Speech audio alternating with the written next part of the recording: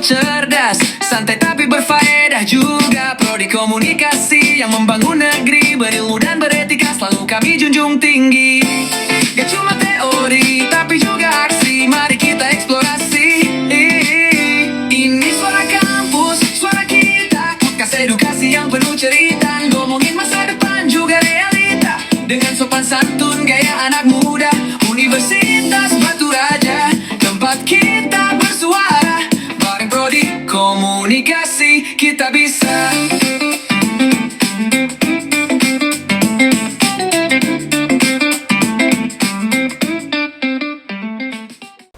Halo teman-teman, balik lagi sama saya MP Kiral Parodi di podcast komunikasi, tempat hal-hal seru dan bermakna. Nah, tentunya aku nggak sendirian nih, aku ditemani oleh... Halo semuanya, perkenalkan nih, nama saya Nur Wahyu di podcast komunikasi. Nah teman-teman, podcast ini bagian dari praktikum dari mata kuliah jurnalisme audio dengan dosen pengampu Ibu Bianca Virgiana Emikom. Nah, tentunya kita akan mengundang narasumber yang sangat spesial nih, yaitu Bapak Dr. Hendra Alpani Emikom. Mari kita sambut Bapak Dr. Hendra Alpani. Assalamualaikum. Waalaikumsalam. Baik ya. Gimana nih Pak kabarnya Pak? Alhamdulillah sehat. Alhamdulillah Pak. Keren ini podcastnya nih. Iya keren Pak, aman Pak. Aman ya. Apa nih yang mau kita bahas ini? Tentang Kira-kira. buku Bapak. Buku apa? Buku ngetes kundu ngurai bungkut soal. Oh, buku Kelakar Pance. Ya Kelakar Pance. Oke, Nah Pak, oke. ngapa Pak dikata ke Kelakar Pance? Kelakar Pance. Iya Pak. Ya, langsung Pak ini Pak. Sebenarnya pengertian Kelakar Pance itu kan apa ya? Kelakar itu kan tempat, kalau di etnis Ogan itu kan biasa orang membuat pance. Pance itu yang dari balai bambu. Dari ya. bambu. Yang di depan Tempat duduk, Himakom itu tempat ya. duduk Pak ya. Nah, tempat duduk dari bambu. Nah, disitulah biasanya orang-orang dulu ya. Kalau sekarang mungkin anak-anak muda jarang melihat itu. Sering membicarakan berbagai persoalan gitu. Nah, disitulah disebut kelakar itu. Kelakar. Jadi kelakar pance. Ya, kalau orang Jawa itu dia balai bambu. Kalau di Jawa Timur itu namanya cangkruan. Gitu ya. Nah, kalau kita Pance. pance. Ya, pance itu sering juga diplesetkan jadi kepanjangannya panjang cerita. Kelakar pance, panjang cerita. Jadi di Pance itu tempatnya ya cerita tadi ya di Biasa situ lah aja. Pak. Iya. Tentang Iya, politik. berbagai macam hal itu dibicarakan ya. Kadang- Mulai dari yang remeh-temeh sampai yang berat tuh, Ya, masuk benar. politik misalnya itu diobrolkan di situ. Kalau dulu memang Pak, setiap rumah-rumah tuh ada Pance di Ada bawah pance, rumahnya tuh. ada Iya. pance. Karena Kalau pagi- fungsi pance itu bukan hanya untuk, sebenarnya fungsi utamanya bukan untuk tempat duduk. Tapi kalau etnis Hogan itu kan biasa rumahnya panggung. Iya, Nah, jadi biasanya tempat naruh alat-alat perkebunan, misalnya untuk ke kebun ya, benar-benar. pisau segala macam, ada bake segala macam itu ya, yang untuk bawa barang ke kebun itu. Nah, Bake. karena lebih banyak nganggurnya, kemudian perkembangan budaya digeser dia. Tadinya di bawah rumah panggung digeser ke depan, apalagi kalau rumah itu punya warung. Nah, Nah, itu Nah, pance itu itu salah tempat, satu ya. alat untuk menarik orang berkumpul, Ya, benar-benar. begitu. Tempat duduk. Jadilah dia tempat duduk, ngobrol berbagai macam hal, berkelakar, panjang cerita. Oh, Itu jadi- cerita latar belakang singkatnya itu. jadi itu Kelakar Pance. Ya, Iya. Nah, kalau untuk bukunya Pak, itu kan ngetes kundu ngurai bungkut soal. ya. benar. Nah, itu gimana Pak? Yang melatar belakangi lahirnya buku ini. ini Pak. Ya. Jadi kalau judul buku itu ngetes kundu ngurai bungkut soal kan. Ngetes kundu itu artinya ngadu nasib ya. Ngadu nasib. Jadi kalau ngurai bungkut soal itu artinya menguraikan pokok persoalan, permasalahan. Nah, sebenarnya dua ngetes kundu dan ngurai bungkut soal itu ada di dalam buku itu. Bagian dari jadi judul-judul tulisan ya. Nah, jadi kalau Bapak buat bukunya misalnya Kelakar Pance saja mungkin terlalu umum ya orang memahami. Jadi sejarah singkatnya saya menulis kolom itu dulu di harian Oko Express ya, sekarang terbitnya online, dulu masih cetak. Oh Iya, iya. bisa benar. Dari 2009. Oh, Bapak nulisinnya ini di dari 2009. 2009. Wah. Jadi ini yang awal-awal ya, yang edisi yang buku pertama ini itu tulisan-tulisan awal antara 2009, walaupun ada yang misalnya sudah 2020 dipilah satu-satu, itu sudah hampir 1000 naskah Yang dibuat. ya yang saya tulis. Jadi karena takut khawatir tulisan itu tidak terkumpul, tidak terdokumentasi dengan baik, akhirnya saya udah biar anak-anak muda juga baca. Akhirnya Bapak himpun menjadi buku. Nah, rencananya ini buku pertama. Berarti ada Ya, insya Allah nanti ada seri kedua, ketiga. Ini seri pertama. Seri pertama Kelakar Seri Panci. pertama Kelakar Panci. Ada berapa seri itu, Pak? Rencananya mungkin 3 atau 4 ya, karena naskahnya banyak. Kan kalau langsung diterbitkan mungkin segini bukunya itu, tebal ya. Nah, ide berbagai tulisan dalam Kelakar Panci itu, ya itu adalah berbagai macam persoalan masyarakat yang Bapak potret ilustrasinya dari obrolan di Pance tadi. Jadi Bapak bungkus. Iya, jadi ada peristiwa politik. Masyarakat kan ngobrol di politik.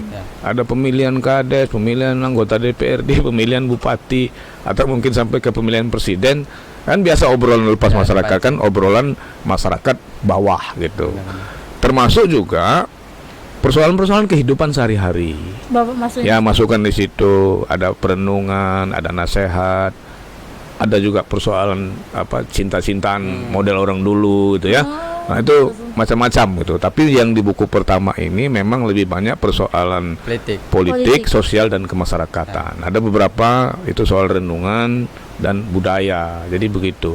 Nah, intinya bagaimana menyampaikan sesuatu yang berat, topik yang berat itu dengan kelakar, Lelucon, dengan satir, dengan kritikan-kritikan yang bernada humoris gitu ya, khas bahasa ogan masyarakat kebanyakan, masyarakat umum. Itu latar belakangnya.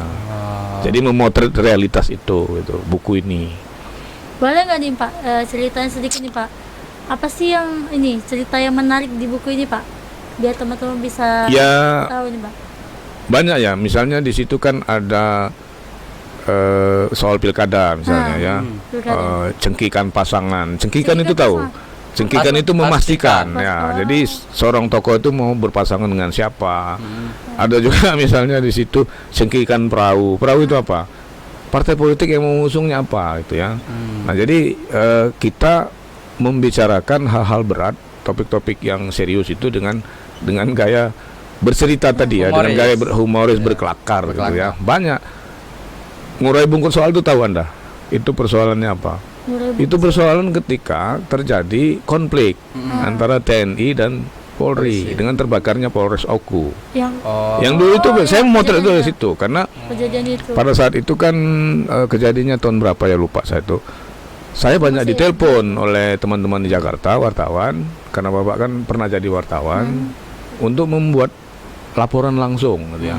Jadi dihubungi beberapa TV, beberapa teman-teman radio siaran. Nah, ternyata persoalan konflik ini kan dua-duanya kan satu penegak hukum, satu alat pertahanan negara bisa berkonflik, bisa terjadi persoalan yang kalau tidak segera diurai ya ini sangat sangat berbahaya gitu ya. Konflik itu kan akan berkepanjangan karena ada korban jiwa di situ. Ya benar itu. Nah, makanya di situ saya membuat tulisan tentang mengurai bungkus soal itu. Artinya bagaimana menguraikan pokok persoalan permasalahan supaya cepat selesai dan normal kembali, damai kembali. Pada itu konflik antara TNI Polri ya. Nah, itu kan ngeri sekali kita melihat sampai ada bakar-bakaran dan seterusnya. Itu kami masih SD itu. Mungkin mungkin masih SD. Nah, kalau ngetes kundu itu bagaimana orang yang mencoba mengadu nasib dalam urusan politik tadi. Baik dia mau jadi caleg, mau jadi bupati, mau jadi gubernur, ya. Jadi ngetes kundu itu kan satu hal yang tidak hanya sekedar dites-tes gitu nasib itu. Tapi juga kalau orang punya tujuan politik, ingin merebut jabatan politik, ya harus disusun, direncanakan. Ya kan kalau bahasa Kelakar Panci itu ya nak rajin-rajin berkaca. Bercermin ya. Nah, layak nggak kita? Sudah pantas atau belum gitu. Jadi jangan asal ngetes kundu gitu ya. Ya. Nah, itu kira-kira. Jadi tiba-tiba itu secara umum melatari isi 50 naskah dalam buku ini gitu. Jadi dalam buku ini 2 judul, Pak. Ya, saya mengambil 2 judul tulisan itu. Menurut saya sebagai penulis itu menarik untuk menjadi icon gitu ya, menjadi label gitu dari buku ini.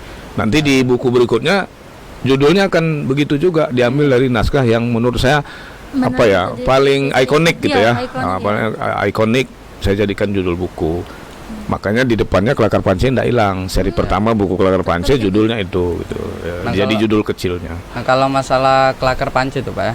Itu dari Bapak sendiri atau ada teman ngobrolnya Pak di Panci itu Pak? Ya, saya kebanyakan memotret fakta, realitas dalam kehidupan sehari. Di mana ya Bapak terjun tuh mendengarkan ya. baik terutama di Pance ya. Kalau di dusun-dusun tuh kan dulu ada KKN ngobrol dengan masyarakat di Pance, apalagi yang etnisnya. Kalau teman-teman KKN itu di desa-desa yang sepanjang aliran Sungai Ogan, itu pasti ada pancenya. Pasti Pak. Di warung, di apa. Rumah panggung Nah, pasti kadang ada juga di warung kopi ya. Kalau sekarang kafe-kafe ya. Kan kafe-kafe kan baru. Kalau dulu kan warung kopi. Benar. Mendengar obrolan masyarakat di pasar, mendengar obrolan tukang beca, tukang ojek gitu ya. Ada naskah itu mungkin di soal taman kota, soal dulu kita pernah saya tulis itu Batu Raja kota 1000 bentor gitu ya. Itu ya macam taman kota itu kan terakhir kan sudah ditertibkan ya. Iya, sudah. Dulu kan itu yang berdagang di situ itu mulai dari jam 5 sore nanti jam 11 malam. Jadi begitu pagi sudah tidak ada lagi tuh pedagang gerobaknya atau apanya. Sekarang 24 jam. Bahkan kemarin ada yang jual sayur. Ya kita tidak menghalangi masyarakat untuk mencari nafkah ya, tapi kan tidak pada tempatnya. Nah, ada tulisan itu Taman Kota. Itu 2011 saya nulisnya. Macam-macam akhirnya muncul penyakit-penyakit sosial di Taman Kota itu kan. Padahal itu kan ruang publik. Ya, tempat orang berolahraga, tempat orang santai, menikmati suasana kota sebagai ikon kota kita ya. Iya, Pak. Kalau di Jawa itu dia seperti apa tuh? Alun-alun ya, alun-alun kota gitu. Monas. Jadi untuk masyarakat bertemu, berolahraga, berinteraksi dalam rangka sebagai ruang publik gitu. Nah, sekarang berubah. Tempat jualan, tempat dagang. Ya, berubah gitu. Dulu tuh ingat betul saya yang jualan nasi goreng gerobak itu jam 11 malam sudah harus bersih. Iya, Pagi tidak boleh lagi ada gerobak. Sore jam 5 baru mulai lagi. Jadi pusat kuliner kaki lima. Sekarang ya permanen ya. Jadi kesannya permanen gitu. Nah, itu kritik-kritik itu yang disampaikan. Nah, Pak, ini menarik nih, Pak. Kenapa buku ini dia menggunakan bahasa Ogan? Nah, kenapa nggak bahasa Indonesia nih, Pak? bahasa Biar semua Indonesia. orang bisa membaca gitu kan. Ya, Kalau contohnya- bahasa Ogan kan orang Ogan aja nih Pak yang bisa baca ini. Ya. Kenapa Contohnya bahasa- bahasa Komering apa bahasa Komering, Ya, bahasa ya. Jawa. Ini menarik nih pertanyaannya ini ya.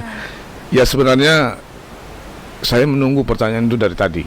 Ya, kenapa berbahasa Ogan? Saya sendiri sebagai orang Ogan pada saat itu 2000 saat ikut mendirikan PISIP 2007 2008 itu saya kan baru pulang tuh.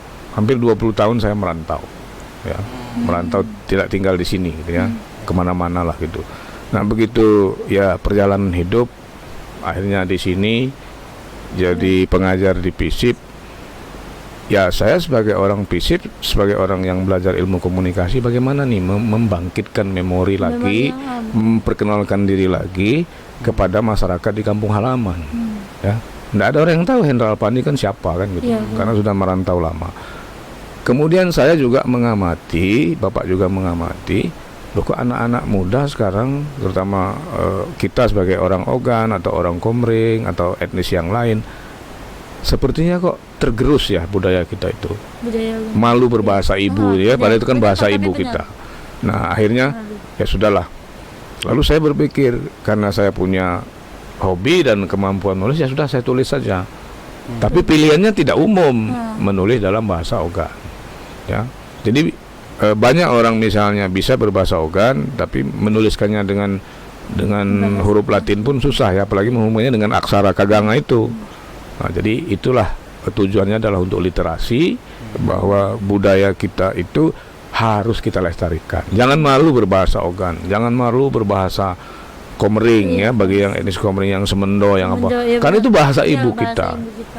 Karena bahasa itulah ciri budaya kita. Nah, saya sebagai orang Ogan akhirnya menuliskan cerita-cerita itu berdasarkan fakta dan realitas yang ada di tengah masyarakat dengan menggunakan bahasa Ogan. Dengan tujuan literasi tadi ya, mengingatkan anak-anak muda jangan malu. Karena itu bahasa ibu kita. Nah, apakah nanti ini akan ada buku yang mengartikan bahasa Indonesianya, Pak? Maksudnya diterjemahkan Ya, gitu. terjemahan bahasa Indonesia. Karena kan nanti, tidak Pak. semua orang bisa baca. Bisa ini. membaca Iya. ya. mengerti bahasa Ogan, Ya. Pak. Sebenarnya menarik ya, menarik. Bapak juga banyak ketika buku ini dirilis, diterbit di bulan April kemarin, itu banyak ada translate-nya dalam bahasa Iya, Indonesia. Ya mungkin nanti akan saya pikirkan, tapi kadang-kadang secara psikologis dalam diri saya, ketika saya menuliskan satu frasa, satu istilah, satu maksud dalam bahasa Ogan tuh terasa berbeda kalau dituliskan dalam bahasa Indonesia. Ya. Oh. Itu ya. Misalnya kita menuliskan nanya dengan Idoy ya, Alparodia. Kebile itu beda kalau Bapak nanya kapan. Ada secara psikologis itu berbeda. Ya, betul. Kesannya sehingga menjadi kaku gitu ya kalau kita terjemahkan, karena di situ kan banyak banyak satir-satir, banyak istilah-istilah yang kalau kita terjemahkan dalam bahasa Indonesia itu jadi Kayak beda artinya, Pak. ada makna yang kemudian berbeda gitu ya. Betul. Ya mungkin ada rencana itu, cuma kan tidak mudah ya. Tidak mudah, artinya pesannya itu nanti harus betul-betul sesuai dengan bahasa aslinya gitu. Banyak teman-teman yang bukan etnis Ogan meminta itu untuk ditranslate gitu. Ya mudah-mudahan lah nanti ada waktunya gitu ya. Karena jangan sampai nanti mengurangi makna ya dari Mungkin kalau nggak yang ngerti, mungkin pelajari tentang bahasa Ogan dong. ya, Biar ngerti, Pak. ya apalagi Anda anak-anak muda harus mempelajari itu ya. Betul. Karena misalnya ini satu kata nih, kekoh, tahu kekoh? Keruh. Keruh. Iya, kalau bahasa Indonesia keruh kan. Keruh, iya. Tapi maknanya bisa juga lain kekoh itu. Kekoh. Kalau kamu tidur, Ngekoh. nah, kekoh itu ngorok. Kalau ngekoh itu kejadian dia. Nah, itu kan beda. Iya, benar-benar. Kalau kita tuliskan dalam bahasa Indonesia kan jadi ngorok misalnya kan. Atau kalau makna yang satu tadi jadi keruh. Nah, itu ketika kata atau dia menjadi frasa, menjadi kalimat, menjadi paragraf, itu menjadi ada makna yang akan berkurang ya, sentuhan-sentuhan budayanya, itu sentuhan-sentuhan psikologis di bahasa Ogannya itu. Nah, apakah nanti Pak ya, ini kan Bapak sudah pasti nih berbahasa Ogannya nih Pak ya. Apakah nanti Bapak akan meluncurkan juga nih kamus bahasa Ogan? Nah, Ya, kamus bahasa Ogan itu sebenarnya sudah ada ya. sudah ada Pak. Sudah ada dulu yang terbitan tahun 74 kalau tidak salah itu, bahkan penulis bukunya pernah jadi rektor kita, rektor Unbara yang pertama pada saat didirikan, Bapak Profesor Dr. Amran Halim nggak salah ya. Itu kan rektor Unsri beliau dulu, mantan rektor Unsri juga. Tapi Karena beliau memang profesornya ahli bahasa linguistik ya. Saya punya bukunya. Jadi diterbitkan oleh pada saat itu masih Departemen Pendidikan dan Kebudayaan ya. Sekarang kan menterinya kan jadi dua nih kita, ada Pendidikan Dasar Menengah, ada Kemendikti Sentek gitu ya. Ada, itu saya dapat bukunya, walaupun memang harus diperbaharui ya, karena itu tahun 70-an. Karena dialek bahasa Ogan itu ada 3, Ulu, Tengah, dan Ilir. Itu berbeda pengucapannya ya, fonemnya, intonasinya. Kalau di Ulu itu kan dia cepat mengikuti arus Sungai Ogan. Kalau kita di tengah ini ya beda, dialeknya sudah beda. Kalau di Iliran tuh peninjauan ke sana sampai beda. ke Ogan Ilir itu sudah beda lagi. Berarti gitu. Tapi artinya juga kata-katanya juga banyak yang berbeda. Tapi dialeknya berbeda gitu. jadi bahasa Ogan tuh menyesuaikan aliran Ogan, Pak. Iya, secara psikologis dari sisi budaya seperti itu ya. Jadi di Hulu kan cepat tuh airnya, deras ya, karena masih tinggi. Nah, ngomongnya cepat. Ya. Contoh misalnya teman-teman Hulu kan tahu terong ya. Terong tahu. Tahu kan? Nah, dia ngomongnya khong tuh. Oh, bukan tekong. Pak. Bukan tekong. Kalau tekong di tengah, kita yang di tengah. Nah, di tengah. Nah, jadi kalau di Hulu tuh khong, kita tekong. Kalau di Iliran sudah hilang kahanya itu, jadi tehung. Nah, orang peninjauan, orang dari luar Batang ke sana itu sudah hotnya itu istilahnya sudah hilang itu. Ya, itu. Jadi gitu. Jadi mengalir sesuai aliran Ya, lokal. budayanya seperti itu. Jadi mengikuti, makanya disebut orang Ogan itu kan. Karena kita hidup di pinggiran Sungai Ogan itu ya, terbentang dari Ulu Ogan sampai ke Ilir, nanti sungai itu bermuara di Sungai Musi kan. Ya. Gitu. Di Kertapati itu muaranya. Nah, kalau balik lagi ke Laskar Panca, Pak. Ya. Siapa sih, Pak, Kang Hemat itu dalam buku ini, Pak? Ya ada Kang Iya, Hemat karena sama ya, apa itu? kayak Ya. ngobrol gitu di Ya, dalam ya, buku ya. ini, Bapak. Jadi ada 3 orang Iya, tokoh utama ya yang berdialog ya. Yang pertama itu Mama Mirul ya. Ya, Mama Mirul, ya. Mama itu kalau dalam bahasa Ogan kan orang yang dituakan ya. Ya, Jadi Mama. lebih tua lah. Mama Mirul itu kan tokoh rekaan sebenarnya. Ya, Mama Mirul, kemudian yang tokoh kedua itu Kang Hemat, Kang Hemat. dan yang ketiga itu kan perempuan tuh Ibung Sedah itu. Ibu Ya. Ibung Sedah. Itu sebenarnya tokoh rekaan yang saya potret dalam kehidupan sehari-hari. Mm-mm. Tapi sosoknya itu terbayang itu, orangnya itu terbayang ada, gitu ya. Nah, tapi itu kemudian Bapak modifikasi, Mama Mirul itu namanya bagus itu, Amirul Mukminin. Ah, ya kan? Yang Sedah tadi apa? Sakdiah namanya, Siti Sakdiah, nama-nama orang Ogan gitu. Ya. Hemat itu saya lupa Muhammad apa gitu. Kan kalau di Ogan itu misalnya nama Idoy Abdullah misalnya. Itu kan biasa dipanggil Abdullah.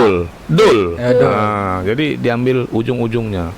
Jadi Mama Mirul Kang Hemat itu tokoh yang apa? Yang bangor lah gitu ya. Yang istilahnya agak nyentrik gitu ya. Kalau Mak Mirul ini kan tokoh yang penuh dengan nasihat.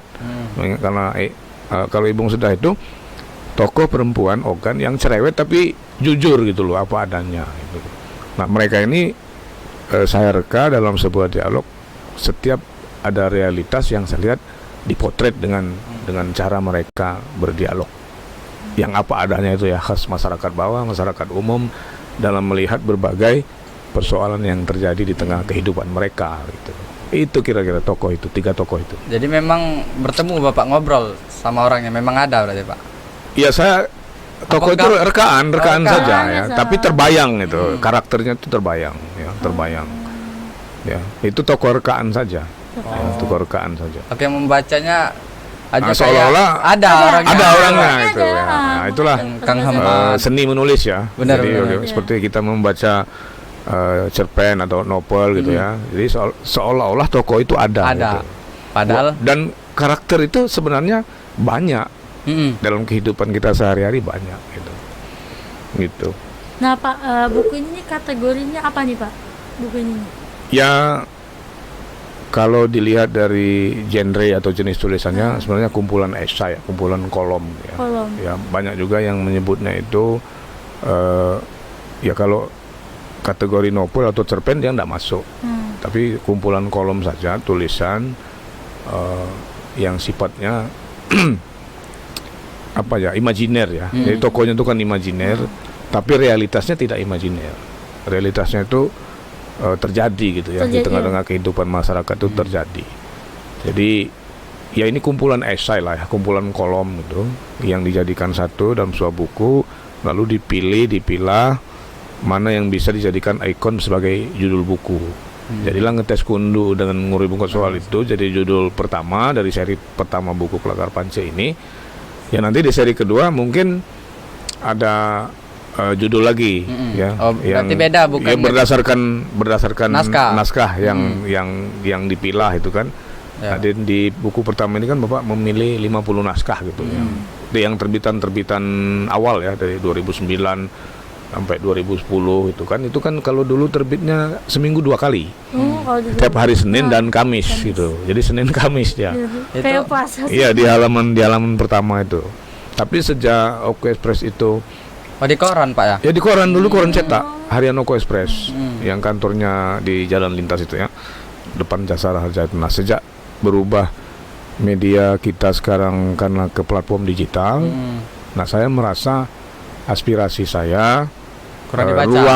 ruang yang saya ciptakan dalam ide tulisan itu berbeda ya, karena saya mungkin lama menjadi penikmat, menjadi apa ya, orang yang menikmati media konvensional. Saya merasa saya perlu waktu ya. Akhirnya Bapak memilih laman Facebook saya tuh, satu-satu Iya, saya baca. akun media sosial yang saya miliki. Saya jadikan tempat untuk memindahkan ruang literasi budaya ini ke dalam media sosial gitu. Nah, karena di media digital atau media online itu saya tidak merasa menemukan ruang yang pas gitu ya. Merasa tidak terwakili lah gitu. Kalau dulu cetak itu kan lain gitu ya. Kalau cetak itu kan orang baca secara fisik gitu ya. Ya mungkin itulah peralihan teknologi ya. Walaupun akhirnya kan kita harus berdamai dengan itu. Tapi ada hal-hal yang menurut saya barang cetakan seperti koran cetak, buku, ini kan barang cetakan nih, masih harus dipertahankan. Nah, seperti itu.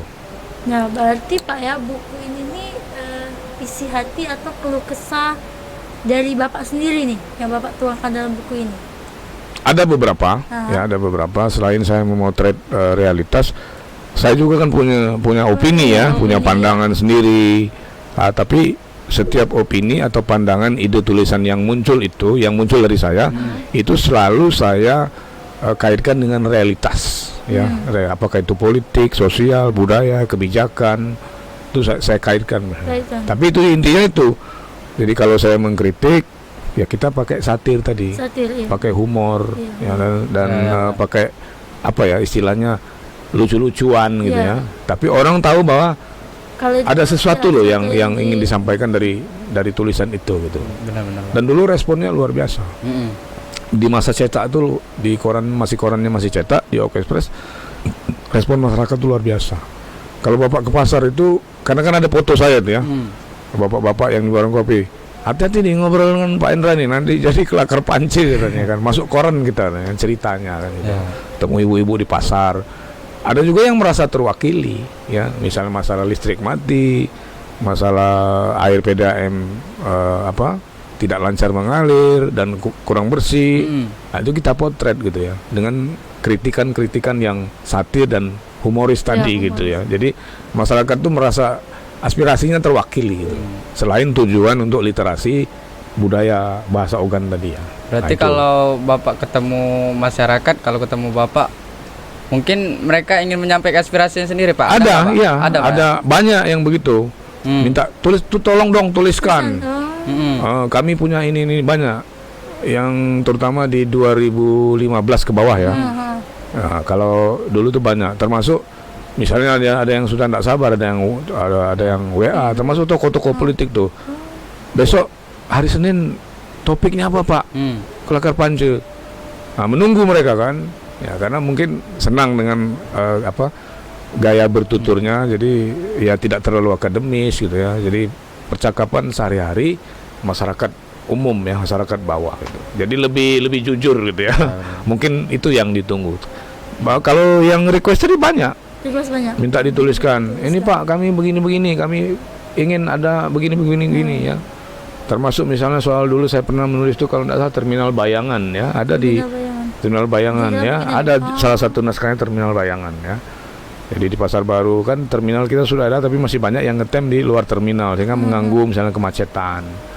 Tapi kita kritik itu dengan cerita yang lucu-lucu tadi. Jadi selain Mama Miro, Kang Ahmad dengan Ibung Seda itu sebagai 3 tokoh sentral, tokoh utama, nanti ada figurannya. Ya, ada figuran yang melengkapi cerita atau kritikan dalam sebuah topik dalam tulisan itu. Begitu. Nah, Pak, ironi dalam buku ini antara kelakar dan luka, jenaka dan getir, ya, Pak. Apakah itu mencerminkan cara masyarakat kita tuh dalam bertahan di tengah kritik sosial saat ini, Pak? Ya, jadi masyarakat kita itu kan terkenal dengan ketangguhannya ya, dalam tanda kutip ya, dalam menghadapi berbagai persoalan hidup. BBM naik, tangguh gitu ya. Apa harga sembako naik, begitu menjelang Lebaran pasar masih ramai, masih banyak yang beli kendaraan baru gitu ya. Nah itu jadi apa ya? Jadi memang kehidupan manusia itu penuh dengan dinamika, ya. Jadi selain ide yang dipotret dari realitas kehidupan sehari-hari masyarakat itu, sebenarnya saya ingin menyampaikan bahwa ya masyarakat itu kan di daerah kita terutama atau di negara kita tuh sudah terbiasa dengan berbagai cobaan itu. Ya. Nah, tapi harusnya ya ketangguhan, kesabaran masyarakat secara sosial dan budaya itu ya juga diikuti dengan proses ya pemerintahan yang makin baik, Iya. pemimpin yang peduli dengan rakyatnya. Nah, saya sering mengkritik itu melalui naskah dalam buku ini kan. Ya banyak juga yang tersengat gitu ya, yang artinya karena dia mungkin orang Ogan, sebagai pejabat dia mengerti, dia ngerti maksud Bapak yang kita ini sampaikan di ya. dalam tulisan itu. Gitu. Misalnya terminal Bayang tadi saya sampai ditelepon sama kepala dinasnya itu, tolong Pak dibantu, dan seterusnya. Karena dia mungkin mengerti ya. Bahasa. Ya kenapa? Macam tadi Taman Kota misalnya, kok cukup lama ruang publik untuk orang berolahraga, untuk orang berinteraksi itu tergerus oleh yang berjualan sayur, berjualan. Nah itu kan salah satu cara kita untuk mengingatkan ya, kita tidak menghalangi orang berdagang, tapi peruntukan dan tempat. Iya. Kalau Anda sebagai anak-anak muda, sebagai mahasiswa, trotoar itu untuk apa? Jalan kaki. Pejalan kaki. Iya, jalan kaki. Tapi kalau misalnya Bapak tugaskan kamu memotret trotoar yang berubah fungsi menjadi Tempat parkir. tempat parkir, tempat pedagang, bahkan ada yang permanen ya, Iya. ya kan? benar, Pak. Itu kan melanggar atau misalnya daerah hijau, zona hijau yang tidak boleh orang masang spanduk, masang orang berdagang, tapi dilanggar gitu ya. Ruang-ruang publik itu kan, ya kalau trotoar itu kan hak publik, dibuat pemerintah itu untuk pejalan kaki, tapi banyak yang kemudian berubah fungsi, ya mungkin karena pengawasan ya. Nah pengawasan itulah yang kita ingatkan ya kepada yang berwenang gitu. Nah jadi buku ini ya multi Iya. multi perspektif lah dalam melihat persoalan-persoalan kemasyarakatan, budaya, politik, sosial dan sebagainya. Itu kira-kira. Nih Pak, apa sih Pak makna dan filosofi dari cover buku ini Pak? Kalau dilihat kan Oh iya. covernya ini kan Ada ini menarik rumah. nih Pak untuk Ya, dibahas nih ini- Pak covernya. Jadi saya ini pancenya ya. Ya, Ini pancenya. Ya ini 3 tokoh Nih utama buat itu ya. teman-teman yang belum tahu nih. ini 3 kan tokoh saya- utama itu, ini Ibong Seda, ini Kang Ahmad, ini Mamat Mirul. Nah kita kan rumah panggung nih biasanya. Ini saya menggambar sendiri ya, Oh. menggambar sendiri, tapi yang menyempurnakan Iya, Mas pencetak ya. Mujiono ya. Dia kan kartunis ya, ilustrator. Nah jadi rumah orang Ogan itu biasanya panggung, di depannya ada pance, walaupun ini tidak sempurna ya gambarnya. Nanti ada sungai. Sungai itu seolah-olah sungai Ogan, dan pasti ada pohon kelapa dan semacamnya. Benar. Jadi filosofinya adalah ya bagi sanak dulur sengelamanan ya yang merantau sebase sebatang kaki, ya ingatlah kampung halaman itu kira-kira. Kampung halaman kita ya, saya dulu membayangkan masa kecil saya di akhir tahun 70-an ya, awal tahun 80-an ya seperti ini. Ya. Ya. Seperti ini, mandi di sungai, rumahnya rumah panggung gitu ya. Kemudian kalau di ya Pancel, suasananya tidak tidak segaduh Iya, sekarang gitu ya, segaduh dengan sekali, benar. berbagai macam kemajuan teknologi ya. Dulu kan tidak ada handphone, tidak ada apa. Iya Ya. benar Pak. Pasti. Bahkan Bapak masuk SD itu baru ada listrik. Nonton TV satu di rumah kepala desa, nontonnya bareng-bareng gitu ya. Apalagi kalau menonton apa itu dulu si Unyil gitu ya. Nah itu banyak sekali. Nah itu filosofinya. Jadi ini mengingatkan kita akan budaya kita, budaya rumah panggung. Dulu rumah panggung itu tidak ada yang membelakangi Sungai Ogan, Selalu menghadap ke Sungai ya, Ogan. menghadap. Ya. Itu filosofinya. Karena apa? Kalau tidak ada sungai itu ya kita tidak bisa disebut sebagai orang Ogan. Nah, sekarang kan rumah banyak membelakangi, Iya, seolah-olah membelakangi. Sungai Ogan itu tempat pembuangan.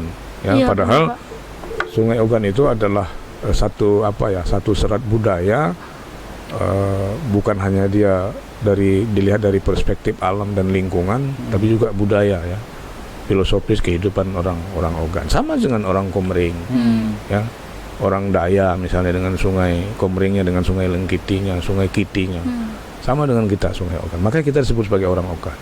Nah harusnya dijaga. Dijaga Ya. sungai. Dulu saya kecil sampai saya umur tamat SMA minum airnya dari Sungai Ogan.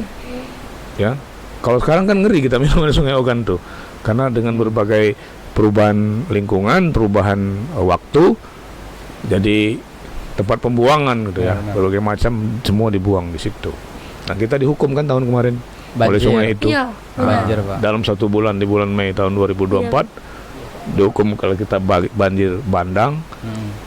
Dan itu pertama dalam sejarah ya, Iya, tengah benar. kota yang Banjir. yang secara geografis Oh, ya. tinggi Iya. tenggelam, terutama daerah Bakung, Gotong Royong ya, yang berada di pinggiran Sungai Ogan. Nah itu jadi renungan bagi kita. Itu kira-kira filosofinya. Di dalam buku ini apa yang paling Bapak rindukan dari masa lalu dan masa kecil Bapak nih dalam buku ini? Ya mungkin kalau masa tanpa teknologi itu Itu di masa saya itu ya masa kecil yang apa ya, mungkin Anda tidak merasakan misalnya mandi dengan kerbau gitu ya, tapi saya beruntung juga karena ada sempat juga hadir di era Anda, di generasi milenial, sekarang Gen Z. Gen Z. Bahkan Gen Z sudah mulai lewat nih, sudah katanya sudah mau masuk strawberry ya, generasi strawberry, nggak tahu aku yang itu yang apa lagi itu ya. Dulu itu kan lebih apa ya, pertemanan kehidupan itu kan tidak terlalu banyak intrik, apa adanya saja itu, lebih jujur ya, baik dari kondisi kehidupan sosial dan seterusnya. Jadi gotong royong. Kalau sekarang kan individual, terutama karena kita belajar ilmu komunikasi, ruang komunikasi interpersonal itu dulu sangat luas ya, semuanya diobrolkan ya, termasuk di Pansi itu kan ruang komunikasi. Ruang komunikasi interpersonal untuk kelompok yang tanpa dipengaruhi oleh alat-alat teknologi seperti sekarang. Sekarang kan Anda mengajak makan temannya ngechat pakai aplikasi WhatsApp misalnya. Kalau dulu kalau mau ketemuan tuh ya di Panci tuh pasti Kalau mau ngumpul. apel ke pacar ngirim surat dulu. Minggu depan kamu jangan kemana-mana ya kan gitu. Iya, benar. Kalau sekarang kan gampang, tinggal chat, gitu ya. Ya masa-masa itu lebih ya kadang-kadang era manual itu kadang-kadang lebih banyak yang dikenang gitu ya. Tapi saya beruntung juga bisa hadir di generasi Anda yang begitu lahir langsung pegang gawai ya, pegang handphone, smartphone dan seterusnya. Jadi itu kenangan-kenangan masa lalu yang persahabatan, pertemanan, kekeluargaan, gotong royong itu. Jadi individualitas itu dulu mungkin masih jadi barang yang tidak kami pikirkan gitu ya pada masa itu. Karena saya lahir tahun 74, anak-anak itu di akhir 70-an sampai awal 80-an. 80-an lahir saya sudah remaja, SMP, SMA gitu. Masih merasakan itu. Ya, mainan aja nggak ada beli, buat sendiri. Oh, iya. Iya, mau buat sendiri. Celetukan Dulu kalau ada. musim duku itu kan ada kotaknya tuh. Yang dari papan. Nah, kerjaan saya suka nyolong kotak itu. Itu buat mobil-mobilan gitu ya. Pakai ini ban karet, Pak. Ban Ya, sendal itu. macam-macam. Ya, pokoknya itu kalau sekarang kan beli. Ya. Iya. Pakai remote, mainan sudah berteknologi. Dulu kan seperti itu. Nah, Gitu. Pak, kalau misalkan kelakar nih, Pak. Kelakar apa yang masih Bapak ingat pas Bapak masih kecil nih? Kelakar yang pernah Bapak Ya, kalau dulu kan orang tua itu kalau berkelakar itu mengandung nasihat, mengandung pesan kalau kata kita orang komunikasi. Misalnya nih, ada anak-anak gadis duduk di tangga, ya. Kalau duduk di tangga, kalau gadis tua ini. Sampai sekarang tuh masih sering saya sampaikan kalau ada anak-anak duduk di tangga. Nah, kan pada takut kan? Iya, benar. Takut gadis tua kan? Iya. Takut nggak dapat jodoh, takut bujang tua. Padahal itu peringatan. Tangga itu tempat orang naik turun, tempat orang lewat, Tempat lewat. bukan tempat duduk. Nah, benar. Jadi pakai kiasan kan, menegur itu duduk atau misalnya dulu sering ya kecil itu kan kalau habis masak di kuali itu kan misalnya buat sambal nih, ada sisa-sisa ini masukin nasi kan, membasuhkan tuh didudal-udal kan loh. udal-udal. Oh dimakan di situ kan, nah, itu kena marah juga, kena ingat juga, diingatkan juga sama orang tua. Sama kayak kalau nasi Iya. itu dihabisin, nanti Ya nangis dihabisin. nasi. Iya. Itu. Jadi pesan-pesan itu mengandung nasihat gitu ya. Misalnya kalau maghrib itu nggak boleh keluar, kalau ada sumai ya. Kan maghrib memang harus pulang kita. Ya. Maka dulu kalau misalnya terlambat pulang maghrib itu ya ada hukuman ya. Dan hukumannya kan bukan fisik touch gitu ya, tapi fisik attack kalau dulu. Sapu melayang. pakai rotan gitu ya, pakai. benar ya, Pak. Nah, kalau sekarang KDRT katanya. Ya. Iya, kalau Kekerasan sekarang- dalam rumah tangga, kekerasan terhadap anak. Kalau dulu bapak saya punya rotan segini. Siapa yang pulang lewat azan maghrib, ya pasti kena itu. Minimal 3 kali di punggung, ya. Keras kan. didikan Kalau orang nonton sih dulu. saya pernah ngerasain ngaji. Kalau ngaji Nah, mah apa itu. gitu. Jadi Iya. hal-hal seperti itu kan apa ya? Mungkin dilihat sekarang sesuatu yang kekerasan, tidak pantas. Kalau dulu kan pembelajaran ya, disiplin gitu. Apalagi kalau dulu Bapak pernah ada masalah di sekolah, kan dikasih surat tuh, dipanggil orang tua, Benar, Pak. ya. Nggak tahu apa jujur, apa polos, apalah gitu ya. Saya bawa surat itu, serahkan dengan orang tua. Hukumannya jadi double kan. Kalau sekarang Anda dapat surat dari sekolah, suruh datang orang tua karena Anda nakal, nggak mungkin sampai surat itu. Nggak mungkin idoi kasihkan ke orang tua kan. Bahaya ini barang ini kan. Nah, lu jujur diberikan gitu. Nah, sekarang ada perubahan-perubahan seperti itu. Jadi itu masa-masa yang apa ya, masih iya. terkam gitu ya. Kalau makan tuh harus bareng-bareng. Ini Kalau ada yang belum datang, kita nggak makan, ditunggu. Nah di situlah nanti jadi forum. Kamu sekolahnya gimana, belajarnya gimana, PR-mu gimana, besok kamu kemana? Ya apalagi kalau seorang bapak ya, kalau bapak belum datang ya kita belum berani makan. Yang makan yang ngidang itu benang tikar, walaupun ada meja makan. Nah bayangkan saya punya 11 saudara tuh, 11 bersaudara, uang ngumpul situ. Ya, efeknya apa? Sekarang nggak bisa lagi makan masakan tadi pagi, makan siang nanti dimakan lagi sulit karena sebelah orang ini makan pagi habis langsung masak lagi kan, jadi panas terus masakannya baru lagi gitu. Nah, itu cerita-cerita masa kecil yang mungkin jarang ditemui sekarang ya, karena zaman memang sudah berubah. Tapi mudah-mudahan buku ini bisa mengingatkan, bernostalgia sekaligus untuk meliterasi budaya. Ya jangan sampai kita lupa dengan asal-usul kita. Ya benar Pak. Nah, itu yang paling penting. Ya, niat dari Bapak menerbitkan buku ini. Dan ini tidak dijual secara komersial ya. Jadi yang itu hanya untuk apa? Donasi untuk menerbitkan di seri berikutnya. Jadi ini bukan dijual untuk mencari keuntungan. Ya. Jadi dijual misalnya ini harganya berapa? 80.000 kalau tidak salah itu. Ini untuk nanti kalau ada yang pesan lagi hanya habis dicetakkan lagi gitu. Gitu. Mengganti ongkos cetak saja. Bukan dijual secara komersial cari keuntungan, enggak. Niat saya enggak begitu. Dan memang tidak dijual untuk tujuan komersial gitu. Jadi hanya untuk literasi budaya, mengganti ongkos cetak ya. Bahkan ada beberapa yang seperti perpustakaan itu nanti akan kita bagi secara gratis ya. Karena memang masih dalam proses pemetaan, pemilahan gitu. Karena memang buku ini tujuannya untuk mengingat, Pak. Ya untuk literasi ya, literasi anak muda, literasi budaya lah ya. Jadi bukan untuk tujuan supaya saya populer, supaya saya ngetop, enggak. Apalagi kalau untuk mencari keuntungan.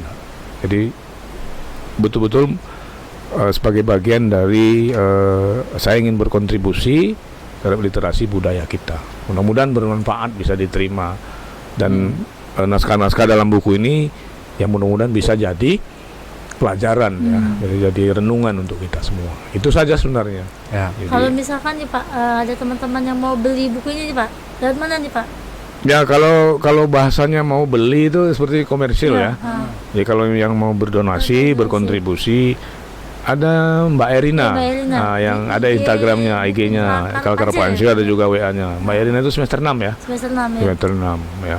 Jadi dia yang mengurusnya, mengirim ya, mengurus bagi yang mau memesan gitu.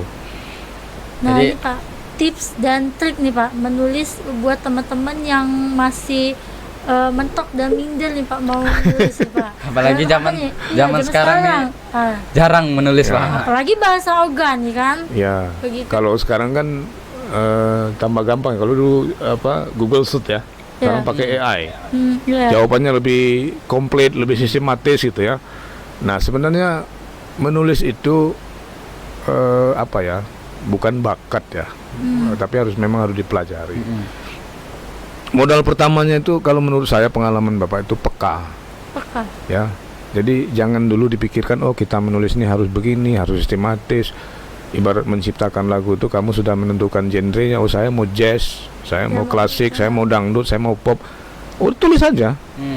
Ya, kalau dulu Bapak karena belum ada laptop zaman dulu ya, saya bawa buku notes itu ya. Jadi kalau saya melihat apa itu saya catat. Nanti saya baca ulang, nah baru saya ketik pakai mesin ketik kalau dulu ya.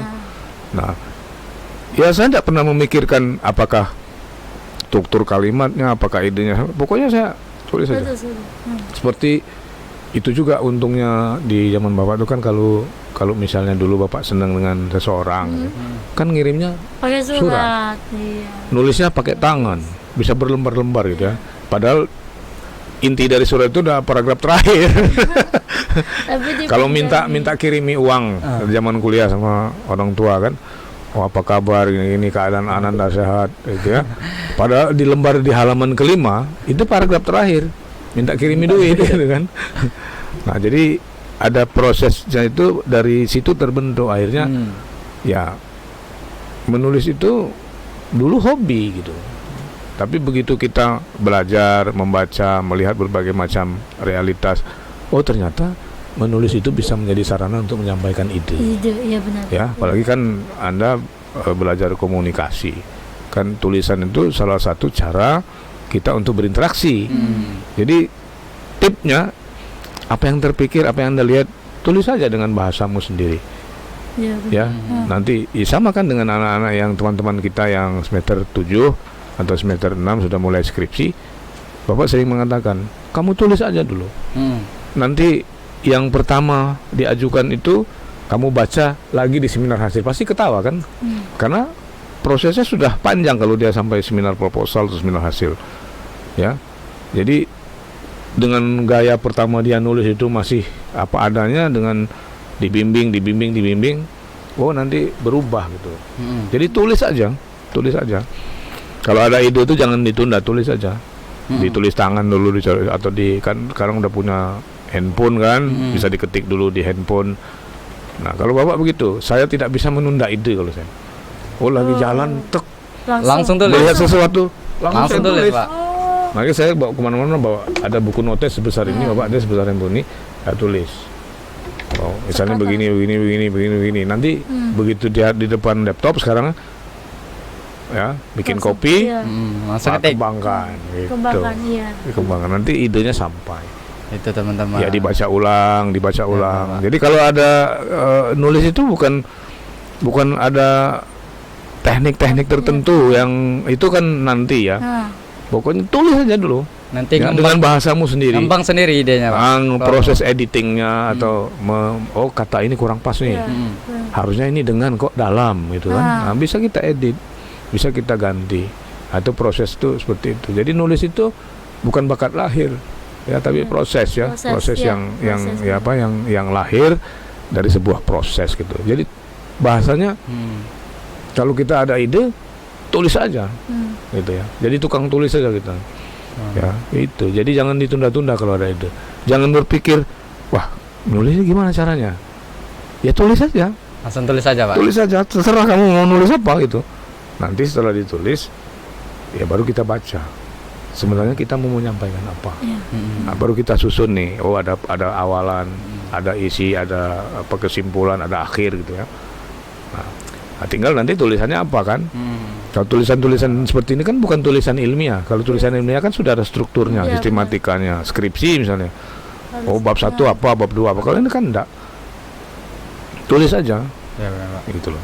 Gitu teman-teman. Nah, Iya. kalau untuk harapan besar terakhir, Pak, untuk terakhir. buku ngetes kundung ngurai bungkut soal ini, Pak, Untuk terutama pembaca Ya. sama lingkungan setempat nih, Pak. nah ya, Pak. Ya. Lingkungan setempat itu maksudnya anu lah ya, masyarakat Iya, Mas. etis organ lah ya. Ya, Pak. Jadi buku ini mudah-mudahan bisa diterima ya oleh pembaca.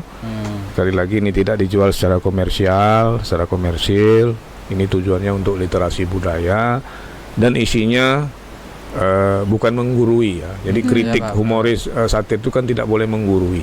Kelakar. Seolah-olah kita yang paling paham ya. Nah, kadang-kadang persoalan yang berat itu kan bisa diselesaikan dengan kelakar. Dengan komunikasi yang efektif gitu.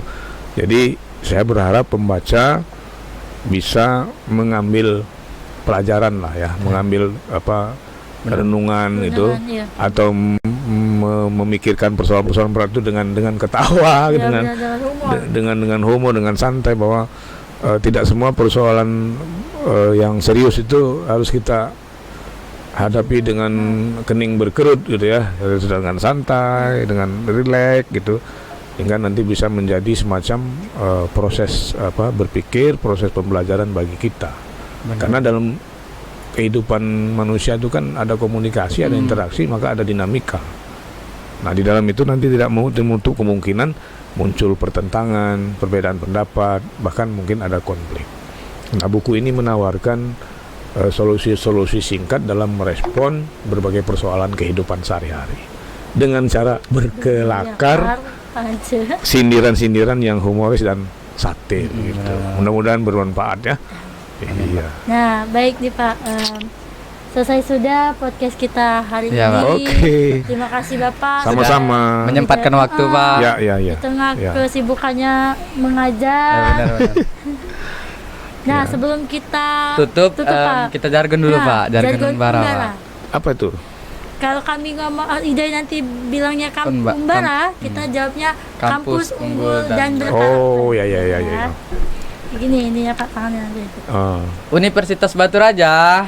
Kampus unggul dan berkarakter. Ya, Bye, guys. Jangan lupa ya masuk Unbara. Ya, benar, Pak. Khususnya prodi ilmu komunikasi Komunikasi, ini. benar. Biar temu Pak Hendra. Terima kasih, Pak. Sama-sama.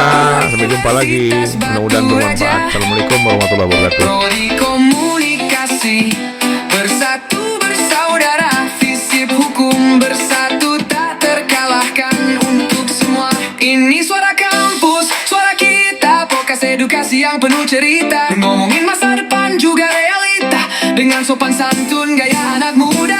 Universitas Batu Raja, tempat kita bersuara, bareng prodi komunikasi kita bisa.